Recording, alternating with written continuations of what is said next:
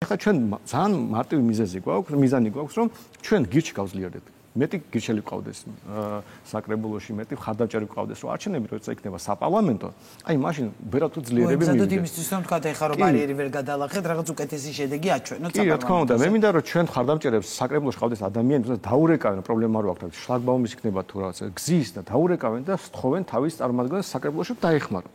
და სხვები რომ დაინახენ რომ ჩვენი საკრებულოს წევრები ასე მუშაობენ, ზოგადად ჩვენი პარტია ასე მუშაობს, არჩევნებზე ბევრად დიდი ხარჯები ექნება, მათ შორის რეგიონებში სადაც არ გვაქვს. თუ კი დამოუკიდებლად მიიღებთ მონაწილეობას, გეყოლებათ თბილისში კანდიდატურა და შესაძლოა ეს იყოს თქვენი ლიდერი, თუ მაინც რაღაც ნეიტრალურ პირზე აპირებთ რომ შეჩერდეთ.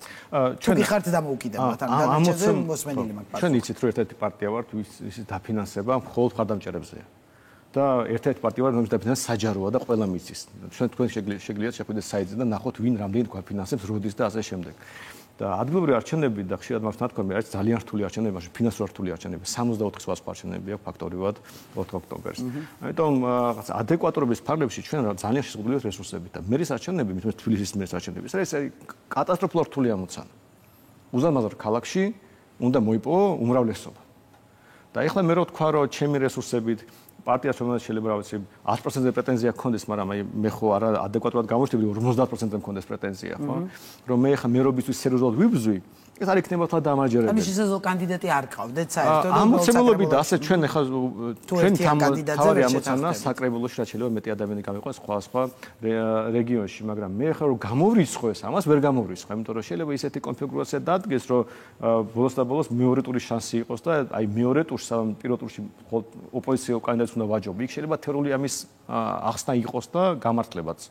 მაგრამ ჯერჯერობით და ამ ვითარებაში ჩვენ ამაზე უბრალოდ არ მუშაობთ. ხო, მუშაობთ უფრო საკრებულოში შესვლაზე. ჩვენ ზოგადად გვინდოდა გამარჯვება. გამარჯვების ვიბრძოდით და როცა გამოვიდით, გამარჯვება არ უნდა ოპოზიციას. ეხლა ჩვენი ამოცანა ჩვენ გავძლიერდეთ, რომ ჩვენ უფრო ძლიერი პოზიციებით ვიყოთ ზოგადად ქვეყანაში წარმოდგენილი 5 ოქტომბერს. თუ აღმოვაჩინეთ, რომ რაღაც სიტუაციაში მერობის კანდიდატის დაყენება ამას ხელს შეუწყოს, ბუნებრივია ჩვენ ამას გავაკეთებთ, მაგრამ ახლა ამ ვითარებაში ეს უბრალოდ ფუჭი ხარჯია და აპორტებით რას იზამენ სხვა ოპოზიციური პარტიები, როგორც ხვდები, ხო?